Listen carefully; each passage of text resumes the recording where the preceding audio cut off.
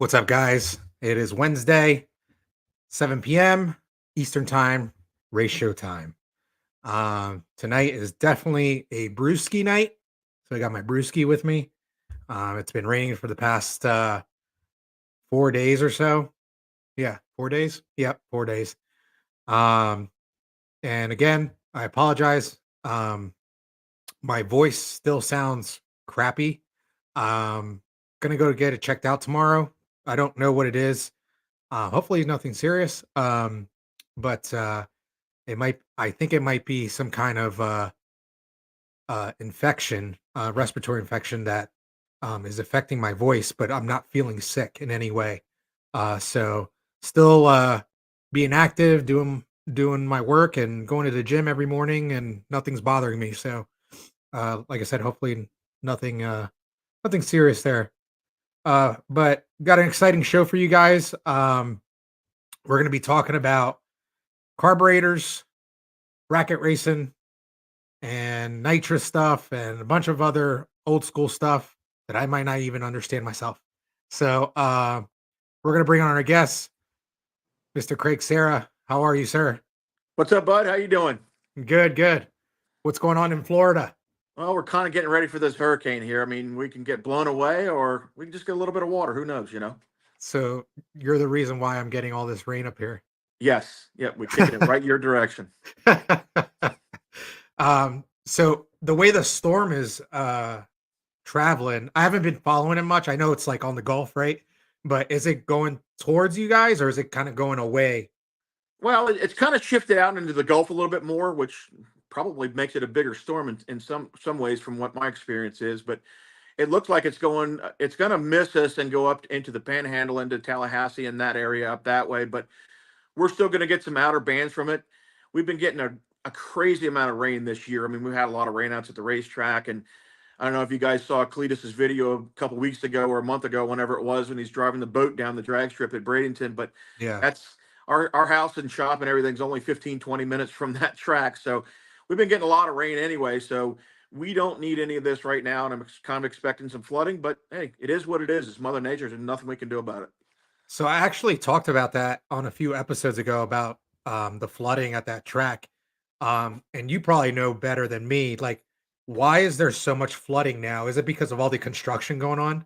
I believe wholeheartedly that's what it is. I mean, they're building a lot of houses and a lot of apartments and everything else. And this was area that it was saturated. I mean, some of it was even swampy type land or what have you.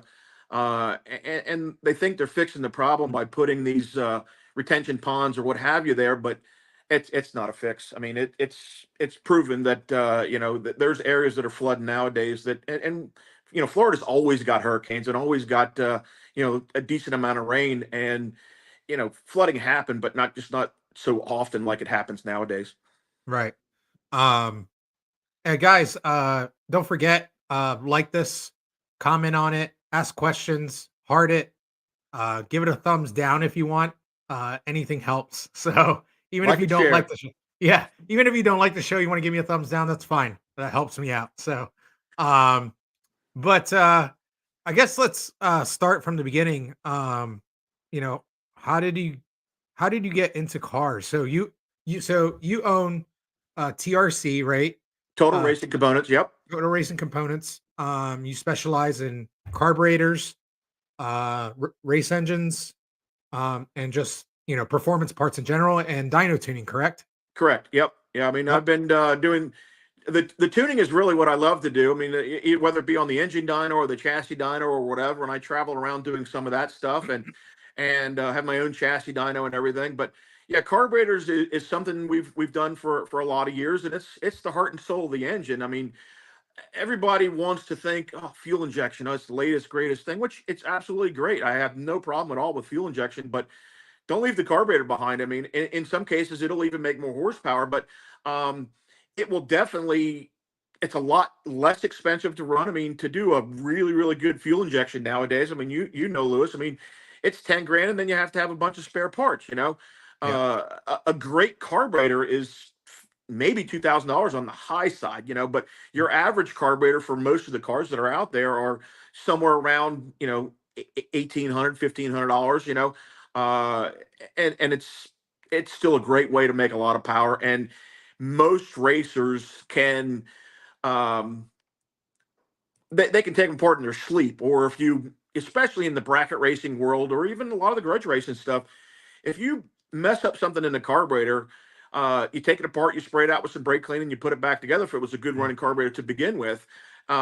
In some cases, if you have a problem, you can go to the guy next to you and he has a jet or a needle and seed or something simple and it's cheap to have as for spare parts, where fuel injection, I know guys that have chased ground issues for weeks, much less fixing it between Yeah. rounds. So the carburetor is better in a lot of ways, but I'm not discarding the fuel injection. I mean, I know an okay amount about the fuel injection, but carburetors is where my heart and soul is. Yeah, and I personally had a few of your carburetors on my cars. They work awesome. I understand it. You know what I mean? To not the extent of you, right? But I understand it. I can take my own car to the track if it's carbureted. I don't need a tuner with me like I usually do with my fuel injected car, right? Um, and it's easier for me to wire. I could do it myself if I wanted to, right? Where I was actually just talking to a bunch of guys today about figuring out, you know, who I'm going to take my fuel injected car to get wired. You know what I mean? Hmm. Because you got to figure that out too. You know what I mean? That's a Yeah. whole different animal. You know what I mean? It can't just be, I can't do it myself. You know what I mean? It's got to be done by a professional where I can slap on a carburetor, hook up a few Couple of wires here fuel and lines. there. Yep. Yeah, and fuel lines and be good to go. You know what I mean? Yep. So, Hmm. um, so how did you get into uh, you know, total racing components and drag racing and cars in general? We'll kind of start back from the beginning, and I guess this is my grandfather's fault. I mean, he raced circle track back in the day, but really, my dad was the one who got involved in the drag racing because back when my grandfather was doing it, there wasn't really much drag racing going on. I mean, we're talking in the 30s or whatever. So my history in the racing world goes back a long time.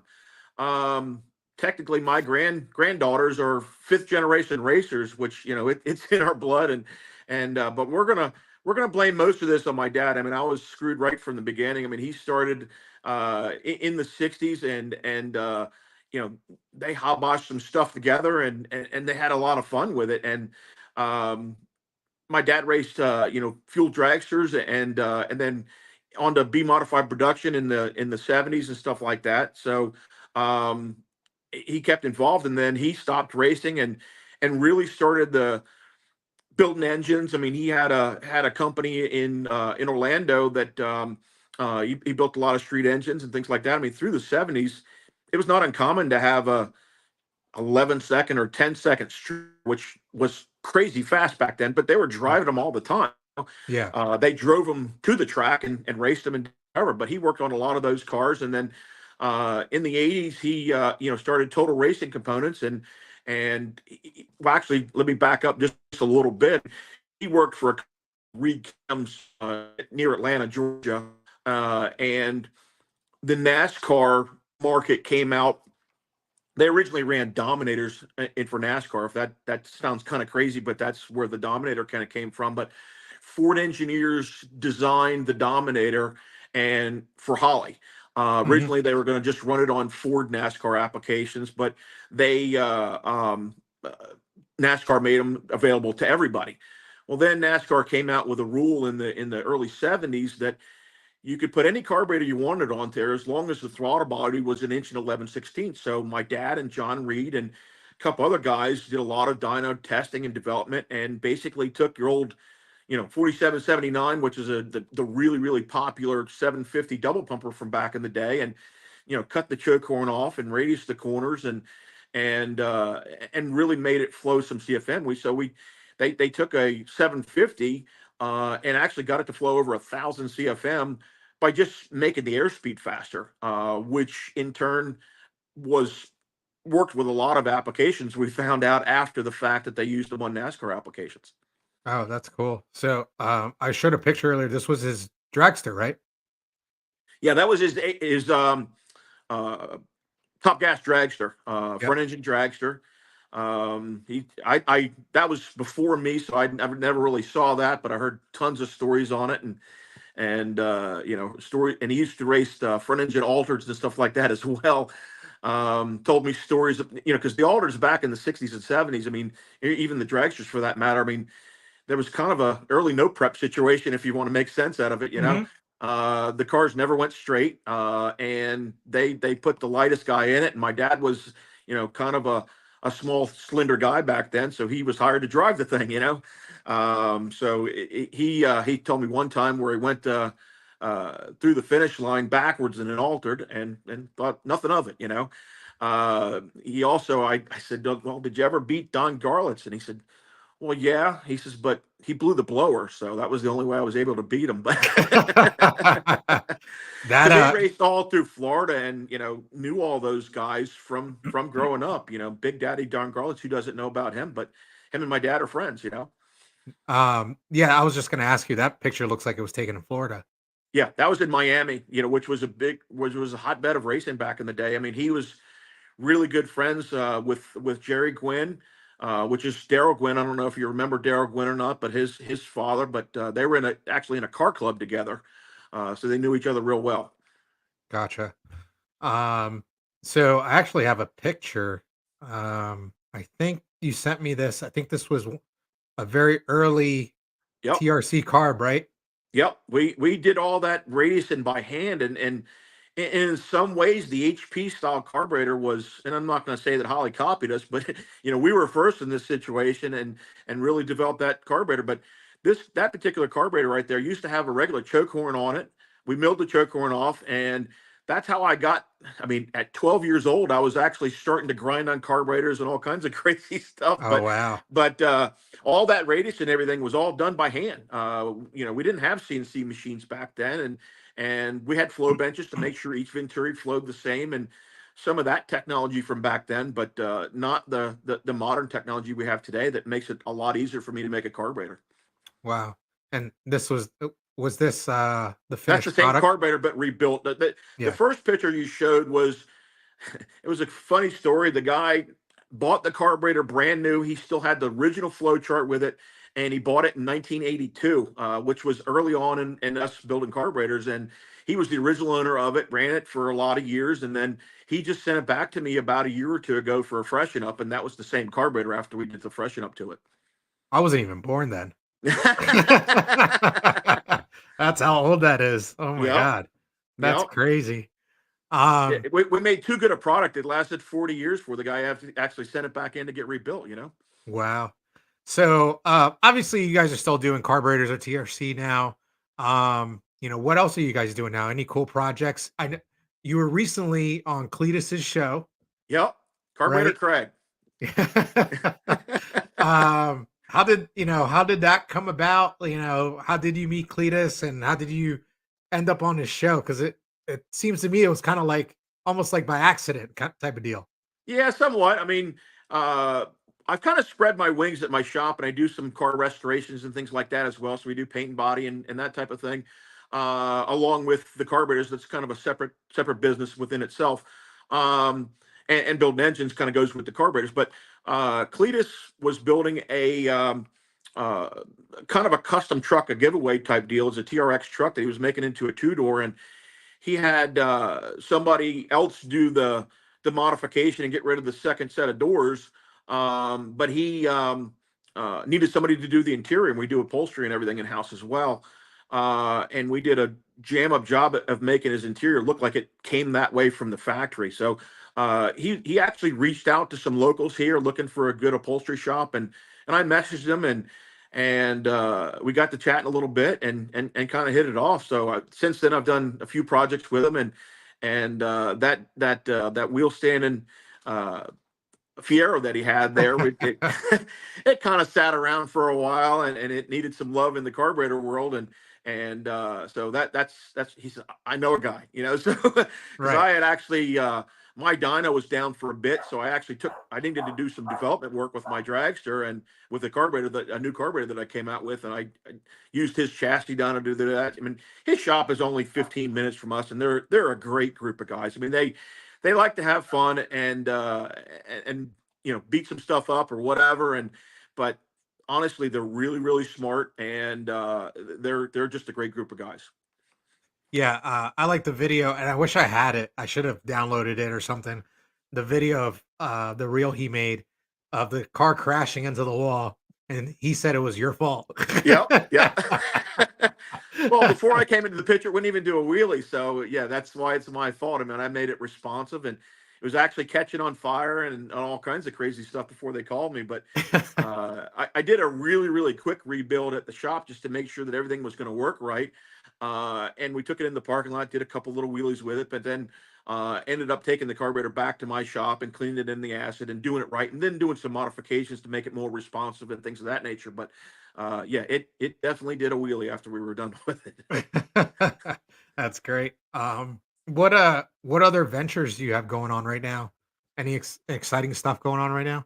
Yeah, we got some big things coming up. I mean, we're expanding our shop. I mean, we're putting some new stuff together, and we're going to be doing a lot of things in house. I mean, one of the reasons we relocated to Florida is because you don't have 8 months out of the year that everybody puts their stuff away, and it's cold and snowy and everything else. I mean, Oh yeah, it you got sucks. guys down here that drive their muscle cars back and forth to work every single day for 365 days a year or whatever. Yep.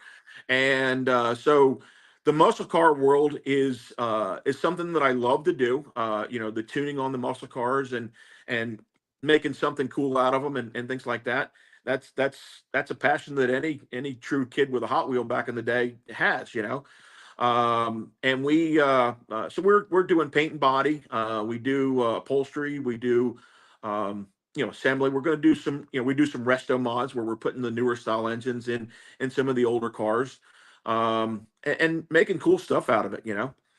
Yeah, yeah. I'm trying to see um if he sent me any of that.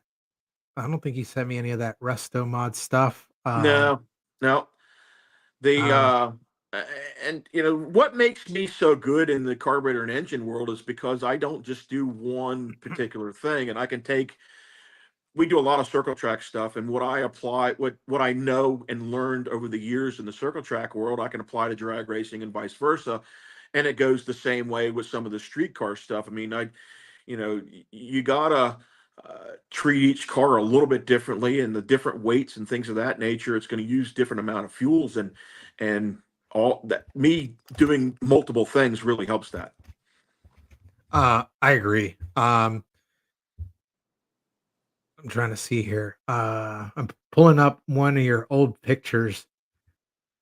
So I have to ask, do you still have those shorts? I definitely still have the shorts. I mean, I don't know that I could fit in them anymore because I probably weighed about 145 pounds in that picture, and that picture, believe it or not, I'll give you a little bit of a story with it.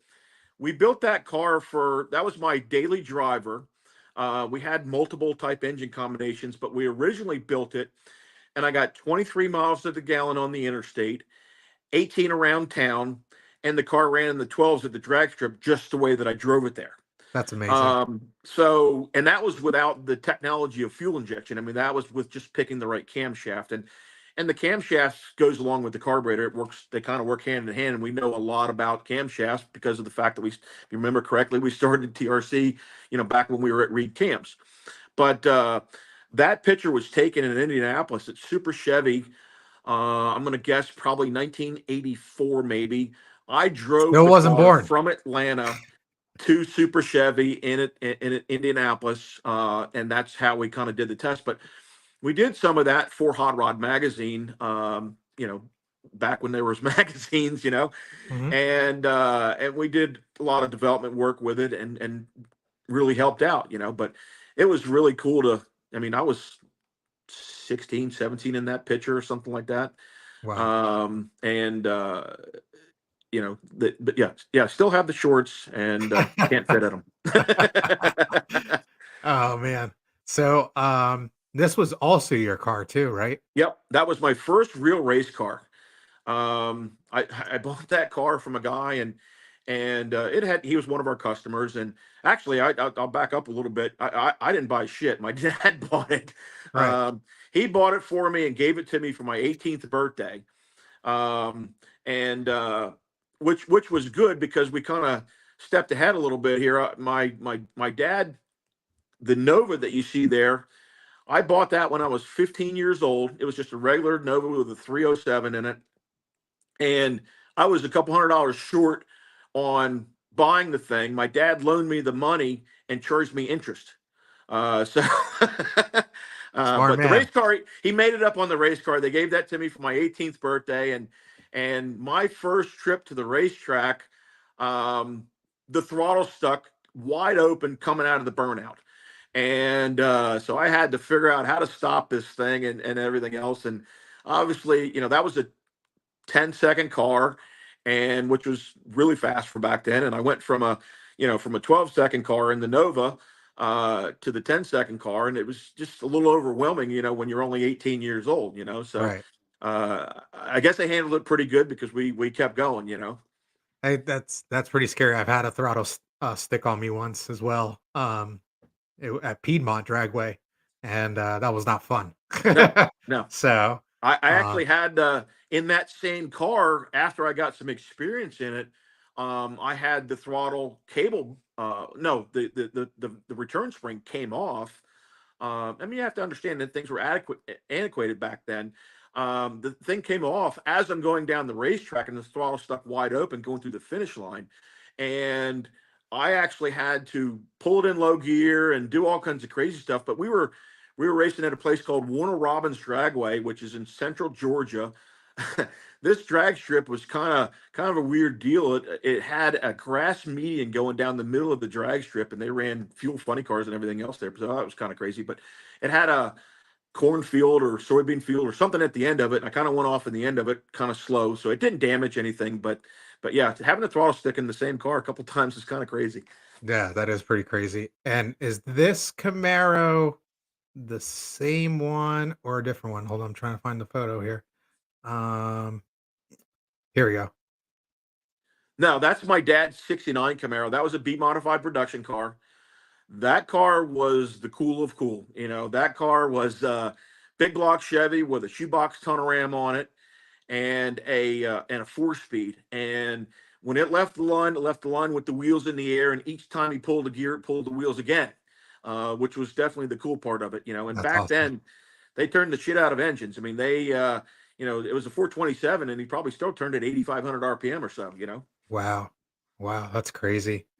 Um, so, your children still race? Yep. Well, at least one of them still does, right? Oh my! Actually, Um, my daughter's getting into it again too. She raced junior dragsters back in the day, and er, kind of took a hiatus. But she has she lives with her boyfriend that they come from a racing family as well, the Northrops. A lot of people know Dan Northrop in the bracket racing world up in that area, and then Dave Northrop, her boyfriend's dad, raced pro stock.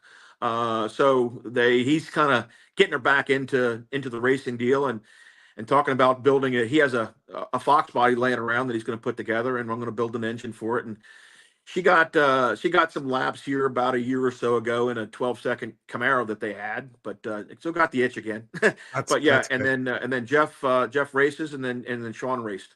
Right. So let's talk a little bit about them and, because your kids have accomplished so much in the racing world. Um, so, Jeff is still racing, probably Hmm. arguably one of the best bracket racers to ever do it, you know. Hmm. So what's Jeff doing now? Because when did he won the one of the $1 million races? What was it, like 2 years ago Three or years so? ago. Yeah, 3 years ago. Actually, it's been 4 years now. It's 2000. I think it was 2020, but it's been 3 or 4 years or whatever. This But yeah, one? yeah, that one there. Yep. And that's one of the first races. I mean, they've had the million that's kind of prorated and things like that, and it's an awesome race. But this race actually paid $1 million to win, and it was only the second race to ever do that. The other race was SFG, paid 1.1 because I just wanted to upstage them just a little bit. Right. But to win a race of that caliber, and I'll tell you a funny story. I mean, this kind of goes back to the driver that he is. They broke the engine. He was driving that car for a friend of mine, and they broke the engine early in the week. And they had to borrow. It had a pretty stout small block Chevy in it. Goes low fives. in the 8th mile, and they had to borrow an engine, but they didn't have torque converter, they didn't have a carburetor to go with it. So I mean, they went from a pretty stout small block Chevy to a uh, your average small block Chevy that maybe made 600 horsepower, and they had to put the carburetor off of the 800 horsepower small block on there and the torque Yep. converter and everything else. So they were just barely going to make it the first round. I mean, they got no time runs or anything like that. And the owner of the car, he said, I don't even know if it's going to do a burnout. And so he went up there and he got past first round and kind of figured out where the car was going to be, and just kind of got in the sweet spot. But he was holding some. I mean, with the heads up grudge guys might not know about it a little bit, but in the bracket racing world, I mean, we're trying to change the look of the race to the other drivers. So therefore, if we miss the tree, sometimes we're still ahead and can get behind or whatever we need to do at the top end. So it's not uncommon for Jeff to hold a 10th or whatever. And it turned out Right. first round he was holding, if I remember correctly, about a half a second. So Oh, wow. and because he knew he needed to get there, Right. but yeah, ended up going through the field, and that was a relatively large field. I'm pretty sure it was like a 10-round race, like most of those are, and got three-quarters of the way through the race, and it's like, well, maybe we can win this thing, Wow. So basically, a broke race car and takes the thing to the final and wins the race at $1 million. Wow. What a Cinderella story. Yeah. That's crazy. Yeah. And do you know if he prefers to drive door cars or dragsters, or he doesn't care? Jeff will drive anything. I mean, he was him and Sean used to race in the backyard. We had kind of a hilly backyard in Pennsylvania, and they had them the cozy coupes, and Jeff couldn't fit in it at the time, but Jeff and Sean just barely fit in it. But they would they'd run down the hill and race each other and crash the thing and burn and whatever. And That's it was hilarious. so basically and they started early on when they were young. They used the guy that I pitted next to had an old ramp truck, and they used to take connects. I don't know if you know what connects are, but they're basically they make cars out of them or whatever, and they kind of pop together like Legos, Hmm. and or even make Lego cars, and they would race them down this thing, and sometimes at the end they crash and they fall apart and everything else. But yet they had whole national events, and it kind of goes back to when I was a kid. I mean, me and my brother used to have Hot Wheel national events in the hallway, and we'd have them lined up in the staging lanes and all that type of stuff. So Yep. it goes back to the roots. Yeah. And this was Jeff in his top dragster, correct? Yep, Back in the his day. first year racing top dragster. I mean, that was a car that we built, had a 18 degree 632 nitrous motor. I mean, it went 680s in the quarter with the nitrous on it and everything. He was only 19 years old, and my wife thought I was absolutely crazy because the first time he drove the thing, it did 983 60 foot on the back tires, and it carried the front tires probably about 3 foot in the air the first time it left the starting line. I'm like, I got to back the nitrous down a little bit. But we he ended up winning a few rounds that first race with it, and but the first time it left, my wife was knocking the shit out of me. Oh, wow. And but Jeff thought it was great, doing a wheelie in a dragster. I mean, that not too many people are doing wheelies in dragsters, but Right, right. he thought it was Well, great. But anyway, his first year racing top dragster at 19 years old, he won the divisional champion. They didn't have national champions in top dragster back then, but he won the divisional champion, which was a pretty big accomplishment. that's awesome. So it kind of, I guess, foreshadowed his future, Yeah. for sure. Yep. I mean, And Jeff and Sean and even Miranda were really they're way more talented at racing than I am. And that's why I like the tuning aspects of things. I mean, I stopped racing myself for a number of years and just basically tune their stuff. From the junior dragsters on up. I mean, Sean raced Outlaw Junior Dragster, which was heads up first one at the finish line, like Top Fuel stuff. It was they raced to the 330. And they were badass cars. We drove for Half Scale, which they owned the car and all the stuff. But me and Randy, the guy at Half Scale, we had to tune the clutch and tune the engine and all kinds of crazy stuff. So it was we came back from a run at Indy one time, and we didn't really go as fast as we wanted to, and Randy was right in there with a different engine, so we popped an engine on between rounds and made it to the next round and to go faster. I mean, it was just like top fuel stuff. So that it all started from the beginning. I mean, it was, Right. like I said, my dad made it screwed for all of us to love the love of cars, but I guess it's a good thing we didn't get in trouble. Yeah, I always say, racing's expensive, but, things like drugs will get you in trouble, right? Yeah. Well, any hobby's expensive. You can make fishing expensive if you really want it to be. True, true. And obviously Sean was a very accomplished racer himself.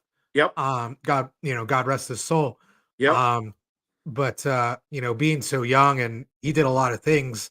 Yep. Um, one of them being he was teaching some of the people from overseas how to race. Yep.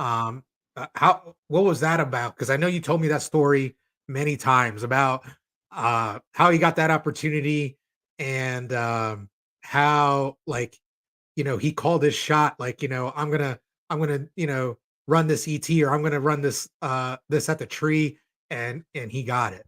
Yep. They a lot of people might think we're crazy, but we sent him overseas at 18 years old, over in guitar. And he was in charge of the whole junior dragster program over there. He was teaching Sheik's kids how to drive junior dragsters, and he did a very good job at it. He would he would call me, and first time he got there, and it was like October, and because he went over there during the winter time, during the winter months here, which was their racing season over there. Right. He got off the plane. He goes, "Dad, it's 140 degrees." I'm like, he said, "That's regular temperature, not anything else." So I said, "What are you doing?" He goes, "They want to go play golf." And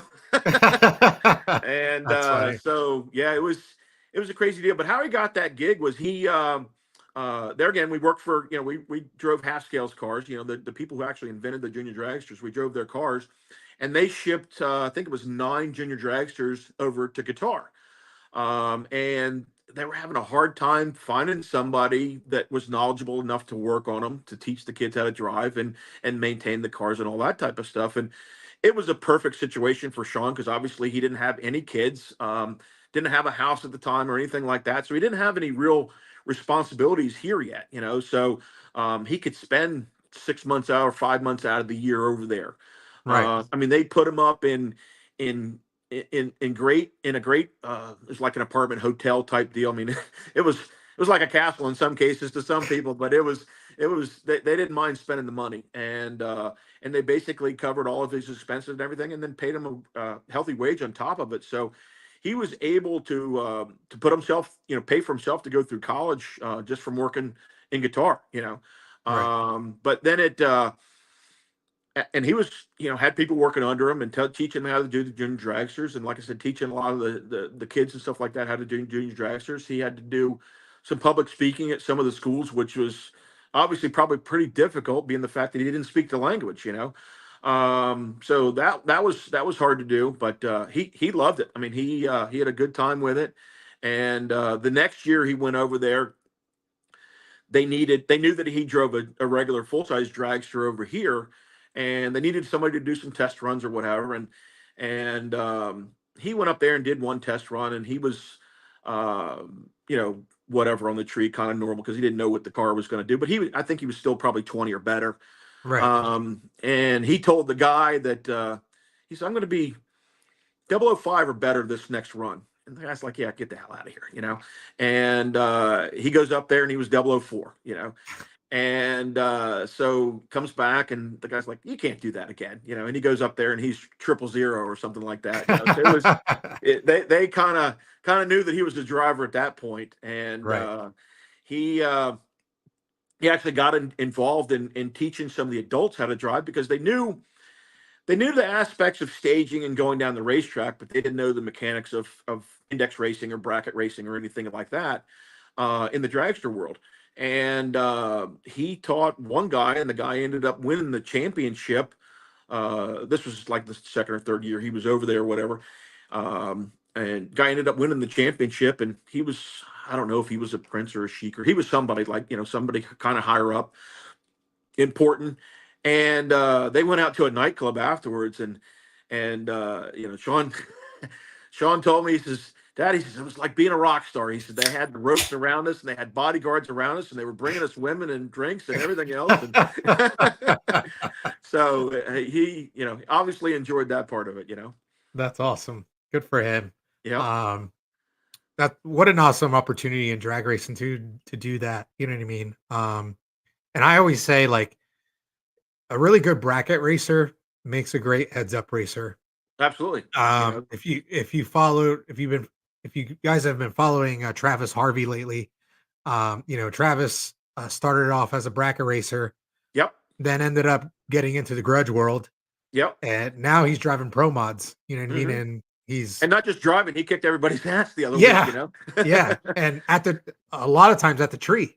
You know Yeah, what I mean? So absolutely. Yep, if you can cut a good light, you can definitely gain some numbers, hmm down track. So yep, um so obviously you do a lot of bracket racing now and stuff. yep. Um and you know, what's I guess what's the best setup for bracket racing? Like um if you were gonna build something for a customer and the customer is like, hey, Craig, money's no option, I want the best setup. What hmm would you build them?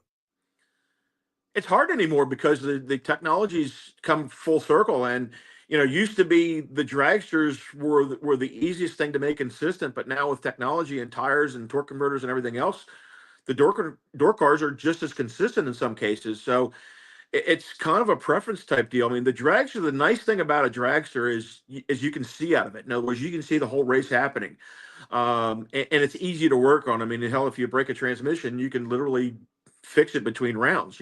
Right. I mean, we messed up a flex plate in the dragster one time, and we were double entered into a race, and we ran early on, messed the flex plate up, it wouldn't start. Went back to the trailer, the flex plate, and was up before the round was over. So it's hard to do in a door car. So that's why the dragsters have become really popular, and it's also a little easier to go fast in a dragster. You make 1,000 horsepower in a dragster, and you're right there in the average area of that 470 in the eighth mile area, which is a nice place to be. You make 800 or 900 horsepower, and you're still at 5.0s or 490s or something like that, which is not terrible. But to Right. make a door car, but you can still win a lot of races in a. I mean, there's been a lot of money won in door cars that go 650 and slower, but those cars used to be out first round, and they used to be very difficult to make consistent. But now, I mean, alcohol is definitely a way to go in the bracket racing world. It's you're dealing with less atmospheric pressure in the cylinders to make the car inconsistent, and it's a lot cheaper to run. Hmm. Everybody thinks, oh, geez, it's so much maintenance and this and that and the other. Technology's changed in that world too. I mean, you got top Yeah. lube, and the way that we do our carburetors, we don't do them so rich, so they're going to milk the oil and all that type of stuff. So that's a little bit different. So as things evolve, things change. But um, if money was no odds, I mean, I like a door car. I mean, I drove like a pro stock style S10 for a friend of mine down here a few years ago, and I had a ball in that thing. I mean, it was pull the wheels when it leaves the starting line, and an S10 you can still see out of it like a dragster almost. I mean, it was hard to see over the hood scoop and a couple little things, but for the most part, it was a fun car to drive. I mean, it went 480s, which is kind of cool to do in a door car, and Right. especially in the bracket racing deal. And but it still kind of goes back to a dragster. I mean, the dragster is still the probably the most versatile as far as things are concerned, the easiest to get, the easiest to go fast, and you can still buy a really good four-link dragster that's you buy one that's 20 years old and it's still a good car if it was maintained right. Where Right. a door car in a lot of cases it's 20 years old, it's beat to hell. Yeah. No. Yeah, you're right about that. Uh, you meant so you have a dragster yourself, you bracket race still and things like that. Yep. But if money wasn't a problem, would you still build a dragster? Or would you build a door car? I'd What build a door class car would you because it's run? a little bit more fun to drive. Would you I mean, still we're do out there for the bracket fun of it. racing, or What's would you that? do would you still do bracket racing, or would you like do like pro mod racing or pro stock racing if money wasn't an issue? Pro stock racing is probably the hardest racing to do. I mean, that's a difficult car to drive, and I mean, I'm up for the challenge. I don't got no problem with the challenge, but and I would love to go heads up racing. It's just you got to keep up with the Joneses, and it's a lot more expensive to do than bracket racing. I mean, I have a 1200 horsepower engine in my dragster, and I take it apart at 200 250 runs. Where a nitrous grudge type application or any kind of heads up motor, I mean, you're going to put valve springs on them a lot. You're going to do a lot of things, so it's just a lot more expensive. But you mentioned the fact that money's no object. I mean, and pro stock racing actually. I told my wife the other day, I said, "Oh, I'd love to go pro mod racing, but that's way out of the budget. My situation, but somebody else is paying for it, and I'm up for it." Right. So, just so like the fans know, not only do you do bracket racing stuff, you also do heads up racing stuff, and you also do uh on-site track tuning, correct? Correct. Yep. Yeah. Or I've gone to Texas and done some nitrous tuning on the chassis dyno and at the racetrack and things like that. I went to Georgia here not too long ago and did some of that stuff. So yes, I mean honestly, the majority of my customers are probably more heads up type racing or somebody that wants to go fast. I mean, I do. It's a little bit different types of heads up racing, but I'm really, really good in the sand drag stuff. I mean, that's heads up. You go 200 feet, 300 feet, whatever it is at that particular racetrack, and it's first one to the finish line, and those guys need to go fast. Yeah. So that's a lot of fun for me as well. Um, my carburetors are not the cheapest carburetor out there, and bracket racers like to do things cheap. As long as it goes from point A to point B and runs relatively consistent, the average bracket racer is okay with that. Yeah. Where they're not going to put a $2,000 carburetor on there, where because my carburetor I feel is a little bit better than the next guy's carburetor. I mean, and I'm sure everybody's going to say that. I hope that they have confidence in their product, but I've been doing this a long time. I mean, as we looked at the beginning of the video there, I've been doing this, since I was 12 years old, and I'm not 12 anymore. And so I've been doing it for 40 some odd years, and we learned a lot in the 40 some odd years.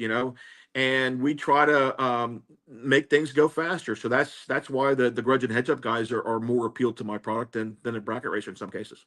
Nice. So do you handle boosted applications?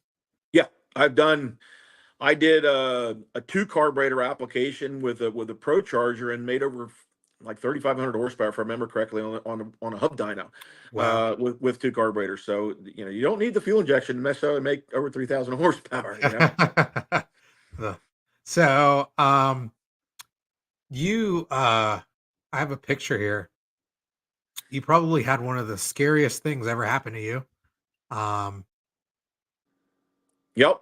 Yeah, that was a bad day. I had a brand new. That was my 53-foot trailer. We were on the way to a race. We had just built a dragster for Sean that was only like a week and a half old. It had my daughter's junior dragster in there that was only 6 months old, which everybody thinks, oh, junior dragsters, those are cheap. But no, it was probably $15,000 worth of car. yeah. And yeah, I lost about $150,000 in about 15 minutes. What had happened was I had a pit pro nice golf cart. The golf cart was in the back, which we know, everything behind the rear wheels gets beat to death. So I had it strapped down really, really good. But what had happened is it was a gasoline golf cart, and the main power wire went through the chassis and it had rubbed. The reason I know this is somebody pulled up next to me and they said, "Oh, your trailer's smoking." I thought, well, maybe a wheel bearing locked up. I'll pull over slow or whatever. Right. Well, I pulled over and there's smoke pouring out of the living quarters windows, and I knew this is kind of serious. But so I opened the back door and I literally put the fire out 3 times before I emptied my fire extinguisher. And then I never fill the golf cart gas tank completely up. It's always got a gallon or two in it, whatever, to get me around the racetrack.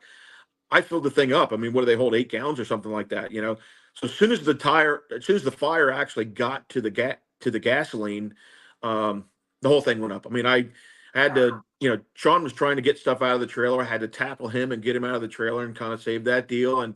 But it was a nightmare. And then the Pennsylvania Highway Patrol, the guy pulls up behind me, and my stuff is literally still burning to the ground, and nitrous bottles are shooting off, and all kinds of noises going off in there. We carried all kinds of spare stuff with us and everything else. And this cop, all he was worried about was where my license and insurance was. I mean, it was we were at the back of the trailer, and it was in the truck that was in the front of the trailer. Right. And flames are shooting out the side and everything else. And this guy just wanted to be an asshole. But that's, I guess that's what they get paid to do. Wow. But yeah, it was a pretty sad deal because we had to kind of rebuild from that. And we still had at the time we had another dragster and a Camaro that weren't in there. That was at my shop, and then I had an old 28-foot trailer that I had just bought recently just to have a spare, and we ended up having to race out of that thing. Which that I'm not going to say we were slumming it. And we made the best of it. But it's certainly a lot easier to go to the racetrack with all your spare parts and spare tools and be prepared and have a place to stay at the racetrack. It just makes it a lot more comfortable. Yeah. And this was this before like race car insurance and things like that? Well, race car insurance was available, and but I didn't know it was so easy to get. I mean, you always hear the horror stories. Oh, it's so expensive and everything else. Right. But a friend of ours had been run off the road or something like that, and they had lost the whole operation, and they had racers insurance, and it was really easy to get. As a matter of fact, I mean, I have racers insurance now, and it's I mean, it covers my dragster, my Camaro, trailer, spare parts, what have you. As long as I'm not going down the racetrack, this particular insurance goes. So as soon as I stage the car, it cancels, and then as soon as I turn back off the track, it reinstates. In a way, but it's only like $1,100-$1,200 a year, so it's not crazy expensive. So if I'd have known back then that I could have got racers insurance so much cheaper, it would have been a lot easier. Yeah. I think a lot of teams take that for granted. There's a lot of money tied up in what we do, and you can lose your shit just like that. You know what I mean? So Well, everybody thinks, oh, that's never going to happen to me, but mhm. it happens. Yeah, it does. And you Um, can even get, I mean, I looked into getting on-track insurance, and even on-track insurance is not that expensive. It's like double, but if something happens to your car on track, I mean, it's covered. right, right. So uh, tell me one thing you love about this industry, and tell me one thing you hate about this industry. I probably can't tell you all the things that I hate about the industry, but we'll get there. Uh, I mean, what I do love about it is, it's a family. I mean, there's no taboo thing, but there's no racism at the racetrack. I mean, you're just guys or girls or whatever. I mean, there's no sexism, and none of it. Right. You're just a bunch of group of people that hang out together, and you'll do anything for each other. I mean, I can tell you that I raced a Capitol Dragway one time, and the alternator wire had burned up in the dragster going from the alternator all the way up to the battery, which was in the front, and it burned up a bunch of wires kind of with it and what have you. And we were still in. It was like third round or something like that, maybe fourth. So it was a few rounds into the race, and I'm thinking we're out of this deal. So I Right. started kind of clipping and cutting and whatever, took all the body panels off, and I had people that I didn't even know come up to me and, hey, I just wired my car and I got a bunch of wires in my trailer and I got this and that and the other, and they're chipping in and doing. I didn't know some of these people. Yeah. And that's what I really love about the sport is we can all get along, and no matter what's going on in the world, it's we're all family. Yeah. Yeah. I would agree. It's definitely my escape. Um, when I'm at the racetrack, I don't think about anything else, which is therapeutic, you can say. Oh, absolutely. I mean, I've Yeah. had some bad days at work or this and that and the other, and the old saying is true. I mean, there's no bad day at the racetrack, Yeah. unless something drastic happens, and it can happen. But it's for the most part, like you said, I mean, you forget what happened to you earlier in the week, and you concentrating on what you're doing, and we're having a good time with it. I mean, luckily in my life, it's a constant racetrack because I mean I make my living with cars. I mean Yeah. I have a really shitty job. I get paid to talk to people about hot rods and race cars and all that type of stuff all day long, and I get to drive some of the coolest cars and everything else. I mean, that's one of the reasons I got back into the classic and muscle cars is because I was I was just driving a '69 Camaro big block 4-speed car the other day, and it's really funny. I was driving this car, and I pulled up at a traffic light, and it's got a big cam in it. It sounds pretty nasty, Uh-huh. and it's just a kind of a semi stock looking '69 Camaro, and I was doing some work on it, so I needed to test drive it. So I drove it, and this lady in a, I don't know, she was in a Prius or something like that, looks over at me and just has this snarl on her face like I'm killing every tree on the planet, and and and not any good for anybody. And so what did I do? I gave it a rev. Right. You're You doing the Lord's work. Yeah, yeah, I gave it a, one of them good repas, and so I took off from the traffic light and everything was fine. So the next day, I'm driving the same car, and I'm in town here in Bradenton, and pull up at the traffic light.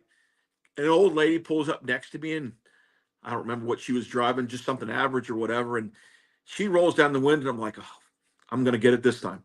She goes, save all them cars, and she was giving me thumbs up and really loved it. So it's it's a lot of fun to do what I do. That's amazing. That is freaking awesome. Yeah. I if anybody has questions, Jesus loves race cars, by the way. So, um, but what's one thing you hate about the industry? It gets so expensive sometimes. I mean, hell, I was watching NHRA TV here a couple weeks ago, and I'm watching drag racing from like the early '80s, and they're doing dry hops and all that type of stuff, and they are. Uh, there was personality in funny cars and pro stock and what have you. We've lost that. The corporate world is kind of did it to us, but it's helped us in a way. But and we kind of, I guess we did it to ourselves. I mean, everybody wanted to go faster, and it takes money to do that. And Right. but so it's a necessary evil, as they say. Well, it's funny you say that because like um I think there's starting to be a little bit of a shift because you're starting to get uh some personalities coming out, especially in the professional sector of like NHRA, Hmm. PDRA Yep. stuff like that. But in the most personalities you see are like, in the grudge world. Yep. I There's agree. really no sponsors in the grudge world. You know No. what I mean? And the cars Um, still have names. I mean, it's kind of yeah, cool. That's why I really like going to a lot of the grudge races, because these guys have personality. I mean, they're yelling and screaming at each other. And the first time I ever went to a grudge race in recent times, I thought these guys were going to come to blows. I mean, I yeah, thought these guys were going to beat the hell out of each other. And then I see them in the pits like 15 minutes later, and they got their arms around each other, and hey, yep, bro, and blah blah blah, and all that type of stuff. And it's a family in that deal too. yep, But some of the shit talking, if you will, is part of the personality in it and makes it cool. But the fact that the cars have names, that's that's badass. exactly, exactly. So before we sign off, did you want to shout anybody out, shout the business out, anything like that? Well, it's total racing components, and I I downsized some years back in the total racing components part because I wanted to give more personality into what was going on and put the personal touch into each carburetor and spend some time on the phone with the customers and things like that. So even if you don't have one of my carburetors, I don't care. Give me a call. I'll be glad to help you out. Or I've even tuned on a lot of people's cars that didn't buy a product from me.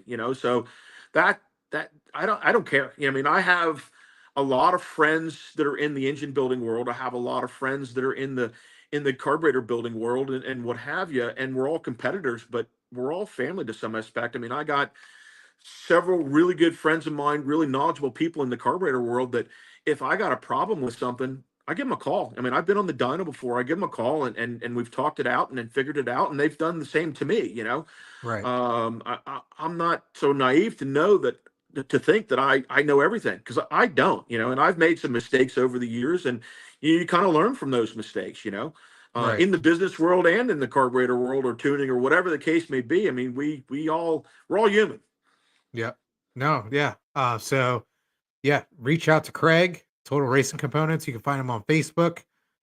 He's one of my friends on Facebook, so you can just go to my mutual friends list. And any other way they can find you? You're on Instagram, right? Yep, on Instagram, do a little bit of stuff on TikTok. I've kind of found TikTok here lately, but which is, You're way ahead of me then because I don't do I don't do TikTok. TikTok's kind of addicting a little bit. I mean, I'll wake up for that. I'm getting a little older, so I got to get up and use the restroom in the middle of the night. So when I come back to bed before I go to sleep, I'll flip through TikTok for a little while. So uh, but yeah, so we're on all of them, and I keep my cell phone on me, and I text customers all the time. And they send me pictures of spark plugs and all kinds of crazy ass stuff. But we try to do what we can to help, and there's sometimes that we let the customers down. I mean, my theory is, you could stand on the corner handing out $100 bills, and somebody's going to bitch that there's just wrinkles. So you never make everybody happy, and Right. but we try. We certainly try, and as you can tell from the whole deal here, I mean, we do this as a family. I mean, my mom, my dad still goes to the racetrack a lot of times with us, and my sister and brother-in-law and my nephew races. He has a drag through the race. They're at the spring fling. Well, they're getting rained on right now, but Jeff and my nephew are at the spring fling right now, which is one of the biggest bracket races that's happening in Bristol. So we go to the racetrack as a family, and then obviously it's more of a family once we get there with our racing family. Right. Right. That's awesome, man. Well, thank you so much for coming on. It was great having you. Um, you know, uh definitely a wealth of knowledge over the years, right? And I call you myself all the time to get advice on tuning, driving, all that fun stuff. You know what I mean? So feel free to reach out to Craig if you have any questions about your program. And that's it. See you later, guys. Thanks a lot, bud.